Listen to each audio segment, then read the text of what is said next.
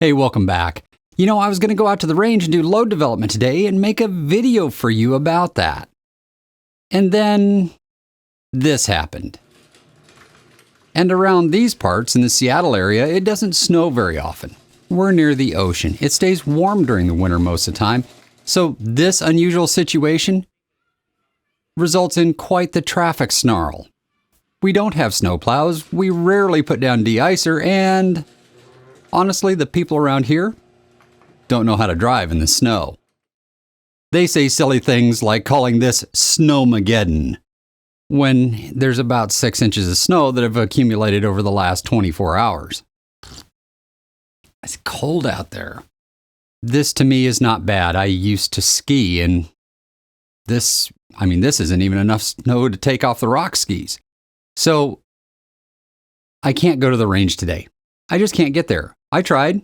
The cops had the roads blocked because somebody had wrecked. And when you can't get there, it's a little hard to do any shooting.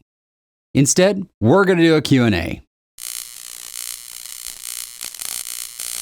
I had another question today that I needed to answer because this is a good one. Jonathan asks, with powder, is it good to mix lots together? I happen to have a jug of H4350 that's just about empty, and I have some ones.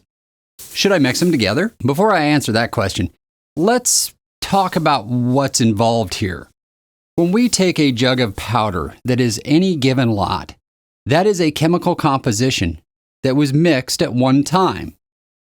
A different lot was mixed at a different time. The likelihood that the two are absolutely identical, well, not super high. That doesn't mean that they aren't compatible with one another. They're both the same brand and type of powder. But should we mix them? Let me throw these out of the way. The easy answer here is no. You should not be mixing lots of powder together. But that's the simple answer. In a simple world where you can simply buy powder in significant amounts from one lot so that you can use it over a period of time to wear out one barrel, well, that may be a thing of the past. So we have some context to consider in making this decision. My advice, right here, right now, is if you can avoid having to mix powder together, I would do that. Absolutely avoid mixing it. If you find yourself in a situation where you can't avoid mixing your powder together, or you find yourself in a situation where you have to make your best shot at getting a valid lot of powder, how would we do that?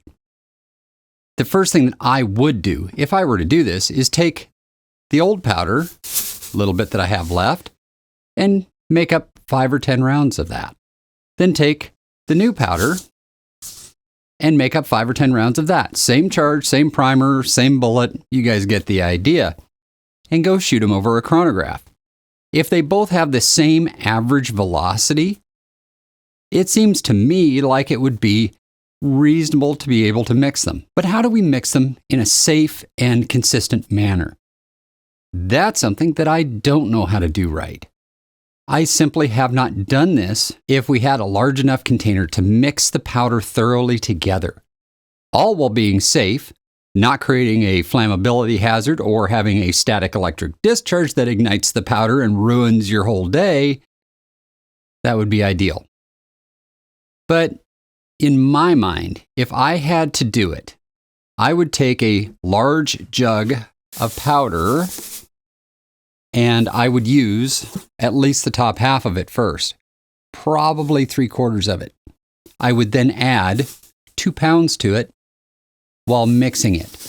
Pour a little in, shake it up, pour another little bit in, shake it up again. You get the idea. To try to mix that powder together. And don't forget, rolling the powder around does tend to mix it a little better than simply shaking it does.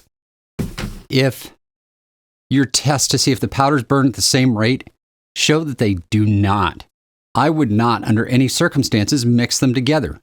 In my mind, it makes it too easy to end up with some of the powder shoots this speed and some of the powder shoots that speed because we didn't get them mixed perfectly together. The risk is too high, in my mind, to getting an inconsistent batch of powder that doesn't do good things for your precision and accuracy. If at all possible, avoid mixing lots of powder together. That's my advice. That's the advice from the manufacturers. That's the advice from most of the knowledgeable people in the reloading business. If you can't avoid having to do that, your best bet is to get as good of a mix as possible. So you have a single lot of powder that is mixed together well enough that you can't tell which granules came from which individual lot. Simply pouring some on top of the other, you're going to end up with a situation where they're going to be partially mixed here, not mixed there, and that could cause problems. Of course, I'm not the expert on gunpowder. The experts are Hodgdon, Alliant, Ramshot. You get the idea. I would always recommend talking to the manufacturer before you decide to do anything with mixing anything together. As always, guys, keep those questions coming. You can send them to winninginthewind@gmail.com, and I'll make a video for you. Until next time, see ya.